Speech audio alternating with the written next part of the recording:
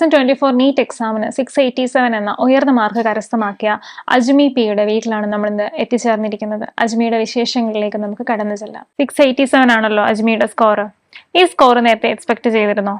കുറച്ചും കൂടെ കൂടുതലാണ് എക്സ്പെക്ട് ചെയ്തത്. പിന്നെ സുപ്രീം കോടതി വേർഡിക്റ്റ് വന്നപ്പം 5 മാർക്സ് കുറഞ്ഞായിരുന്നു.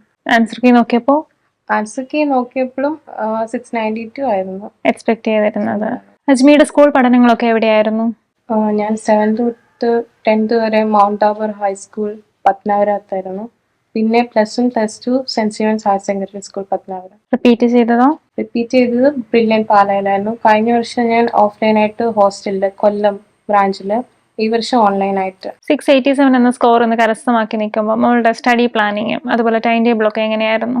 അപ്പം ഞാൻ വീക്ക്ലി ആയിട്ടാണ് ഓരോ ഗോൾസ് ഉണ്ടാക്കി പഠിച്ചിട്ടുള്ളത്. അപ്പോൾ വീക്ക്ലി എക്സാമിന് എന്ത് പോർഷനാണോ അതിൻ്റെ കംപ്ലീറ്റ് കവർ ചെയ്യാൻ നോക്കുമായിരുന്നു. അപ്പോൾ ലെക്ചേഴ്സ് കാണും, പിന്നെ ലെക്ചർ നോട്ട് റെഫർ ചെയ്യും. പിന്നെ ഇവിടുത്തെ ബ്രില്യൻറ്റിൻ്റെ സ്റ്റഡി മെറ്റീരിയൽസും വർക്ക് ബുക്കും കംപ്ലീറ്റ് ചെയ്യായിരുന്നു. ബ്രില്യൻറ്റിൻ്റെ വർക്ക് ബുക്കും പിന്നെ ബ്രില്യൻറ്റിൽ നിന്ന് കിട്ടിയിട്ടുള്ള മെറ്റീരിയൽസ് ആണ് ഞാൻ മെയിനായിട്ട് ചെയ്തിട്ടുള്ളത്. അത് കഴിഞ്ഞിട്ട് പിന്നീട് എക്സ്ട്രാ ഏതെങ്കിലും നോക്കത്തുള്ളായിരുന്നു. പിന്നെ കുറെ ക്വസ്റ്റ്യൻസ് ചെയ്യായിരുന്നു. എനിക്ക് തോന്നുന്നു അത് അതിന്റെ പ്രിപ്പറേഷന് കൂടുതൽ ഹെൽപ്പ് ചെയ്ത്. അജ്മിയുടെ ഫേവറേറ്റ് സബ്ജക്ട് ഏതായിരുന്നു? എനിക്ക് തോന്നുന്നു ഫിസിക്സ് ആണ്. ബയോളജി എനിക്ക് ഇഷ്ടമാണെങ്കിലും കുറെ നാളിങ്ങനെ പഠിച്ചൊരു മൊണോട്ടണസ് ആയിട്ടുള്ള ഇതിൽ ഫിസിക്സിലെ ക്വസ്റ്റ്യൻ ചെയ്യുമ്പോൾ കുറച്ചും കൂടെ ഫണ്ണായിട്ട് കൊണ്ടുപോകാൻ പറ്റും. ഇൻട്രസ്റ്റിംഗ് ആയിട്ട് ക്വസ്റ്റ്യൻസ് ചെയ്യുമ്പോൾ കുറച്ചും കൂടെ ഒരു സാറ്റിസ്ഫൈങ് ആയിട്ട് തോന്നുന്നു ആൻസേഴ്സ് കിട്ടുമ്പോൾ. മോനിപ്പോ ഒരു വർഷം റിപ്പീറ്റ് ചെയ്തു, ദെൻ ഓൺലൈൻ കോഴ്സ് തിരഞ്ഞെടുത്തു അല്ലേ? ഓൺലൈനായിട്ട് ചെയ്തു. അപ്പൊ ഇത്രയും അഡമന്റ് ആയിട്ട് MBBS എന്ന് പറഞ്ഞ ഒരു കോഴ്സിനെ ആഗ്രഹിക്കുമ്പോൾ എന്താണ് MBBS തിരഞ്ഞെടുക്കാൻ കാര്യം? പണ്ട് തൊട്ട് എന്തെങ്കിലും ഒരു സർവീസ് ഓറിയന്റഡ് ആയിട്ടുള്ള ഫീൽഡിൽ വർക്ക് ചെയ്യണമെന്നായിരുന്നു ആഗ്രഹം. പിന്നെ ആദ്യം എനിക്ക് തോന്നുന്നു +2 എൻ്റെ സുവോളജി സാർ എനിക്ക് എൻ്റെ one of my favourite teachers ആണ്. അങ്ങനെ ഈ ഒരു സബ്ജക്റ്റിനോട് എനിക്ക് ഇഷ്ടം, ഹ്യൂമൻ ബോഡിനോടും ഒരു ഇൻട്രസ്റ്റ് ഉണ്ടായിരുന്നു. പിന്നെ ഞാൻ കണ്ടിട്ടുള്ള ഡോക്ടേഴ്സ് അവരുടെ അടുത്ത് നിന്നെല്ലാം എനിക്ക് പോസിറ്റീവ് എക്സ്പീരിയൻസ് ആയിരുന്നു. അപ്പൊ എനിക്ക് തോന്നി ഇതായിരിക്കും എനിക്ക് പറ്റിയൊരു ഫീൽഡാണ്. പിന്നെ വേറെ ഒരു ഫീൽഡിൽ ജോലി ചെയ്യുന്നതിനെ കുറിച്ച് ആലോചിക്കാനും എനിക്ക് പറ്റുന്നില്ലായിരുന്നു. ഇതെനിക്കറിയാം ഇനി കൂടുതൽ ഹാർഡ് വർക്ക് ആണ്. Still I wanted to do this. അപ്പം എനിക്ക് തോന്നി ഇതായിരിക്കും ബെസ്റ്റ്. ബ്രില്യൻറ്റ് ഇപ്പം നിങ്ങൾക്ക് ലോട്ട്സ് ഓഫ് എക്സാംസ് പ്രൊവൈഡ് ചെയ്യുന്നുണ്ടല്ലോ, ഇപ്പോൾ വീക്കിലി ആണെങ്കിലും മോഡൽസ് ആണെങ്കിലും. അപ്പോൾ ഈ എക്സാംസിലൊക്കെ ഇപ്പം അജ്മീന് 687 സ്കോർ നിൽക്കുമ്പോൾ ഈ എക്സാംസിലൊക്കെ തന്നെ ഇതിനോട് നിയറസ്റ്റ് ആയിട്ടുള്ള സ്കോർ വന്നിരുന്നോ? ഓൾമോസ്റ്റ് ഒരു 650 റേഞ്ചിൽ വരുമായിരുന്നു. പിന്നെ ചിലപ്പോൾ 660.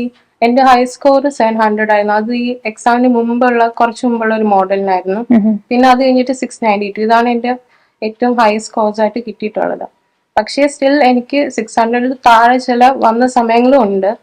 ബട്ട് അതിലൊന്നും തളരാതെ ഇനി നല്ല മാർക്ക് കിട്ടുന്നു വർക്ക് ചെയ്ത്. ചില എക്സാംസ് അങ്ങനെ ആയിരിക്കും. ചില സമയത്ത് എക്സാം ബ്രില്യൻറ്റിൽ ചിലപ്പോൾ കുറച്ചും കൂടി ടഫ് ക്വസ്റ്റ്യൻസ് ആയിരിക്കും. അപ്പം ഫാക്കൽറ്റീസ് തന്നെ പറയും ഇങ്ങനെ ടഫ് ക്വസ്റ്റ്യൻ കണ്ടിട്ട് നിങ്ങൾ പേടിക്കണം, നിങ്ങളെ എല്ലാ രീതിയിലും അക്വയർ ചെയ്തെടുക്കാൻ വേണ്ടിയിട്ട് ഈ ഒരു എക്സാം നന്നായിട്ട് ഹെൽപ്പ് ചെയ്യാൻ വേണ്ടിയിട്ട് ചെയ്യുന്നതാന്ന് പറയായിരുന്നു. കുറച്ച് നാളായിട്ട് ഇപ്പം ബ്രില്യൻറ്റ് ഫാമിലിയുടെ ഒരു ഭാഗമാണല്ലോ അജ്മി അല്ലേ?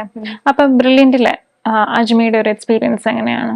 ബ്രില്യൻറ്റിൽ നിന്ന് ഒരുപാട് കോൺസ്റ്റന്റ് ആയിട്ട് സപ്പോർട്ട് കിട്ടിയിട്ടുണ്ട്. ഇപ്പം ഞാൻ തന്നെ 2-3 വർഷമായിട്ട് പഠിക്കുന്നുണ്ട്. അപ്പം ലാസ്റ്റ് ഇയർ ആണെങ്കിൽ ഹോസ്റ്റലായിരുന്നപ്പം ലൈബ്രറി ഫെസിലിറ്റീസ് എടുത്ത് പറയേണ്ടതാണ്.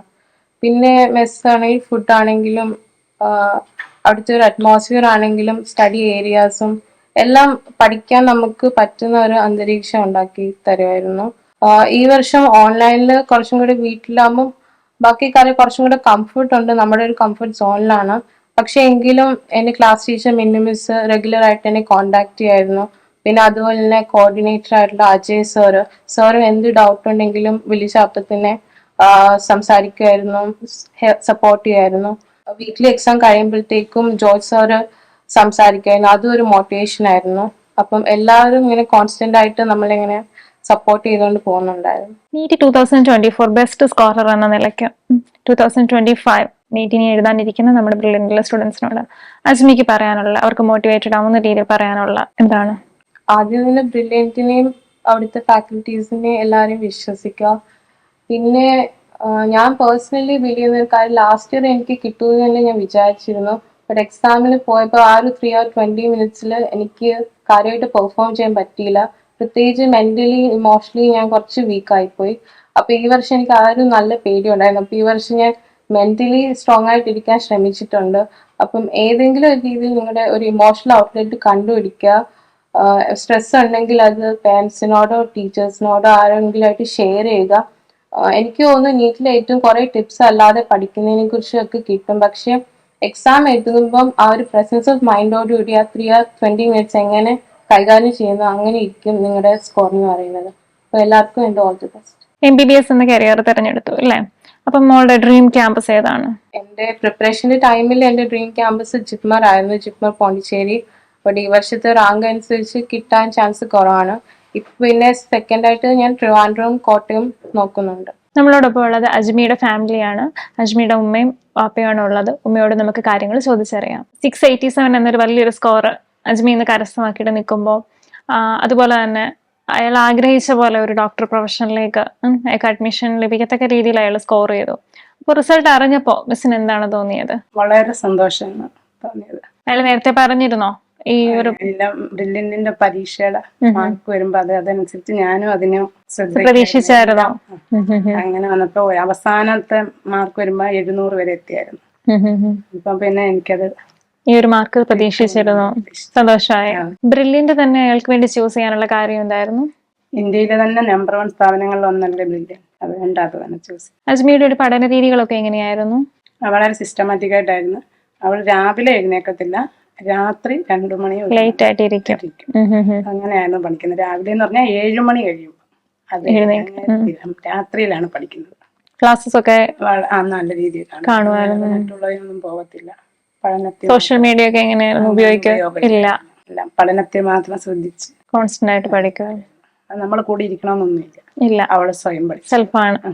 2024 നീറ്റ് എക്സാമിന് മോളിപ്പോൾ 687 എന്നുള്ളൊരു ബെസ്റ്റ് സ്കോർ കരസ്ഥമാക്കി ഇന്നിപ്പോൾ സന്തോഷത്തോടെ നിൽക്കുന്ന നിമിഷത്തിൽ ഇനി അങ്ങോട്ട് MBBSന്റെ ഒരു കരിയർ ആണല്ലോ നോക്കുന്നത്.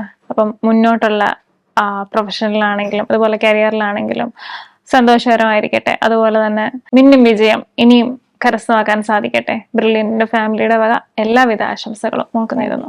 എൻട്രൻസ് സംബന്ധമായ വാർത്തകളും അപ്ഡേഷനുകളും ഏറ്റവും വേഗം ആധികാരികമായി അറിയാൻ ബ്രില്യൻ സ്റ്റഡി സെന്റർ പാല യൂട്യൂബ് ചാനൽ സബ്സ്ക്രൈബ് ചെയ്യുക, ബെൽ ഐക്കൺ അമർത്തുക, ഈ വീഡിയോ മറ്റു സുഹൃത്തുക്കളിലേക്കും മാക്സിമം ഷെയർ ചെയ്യുക.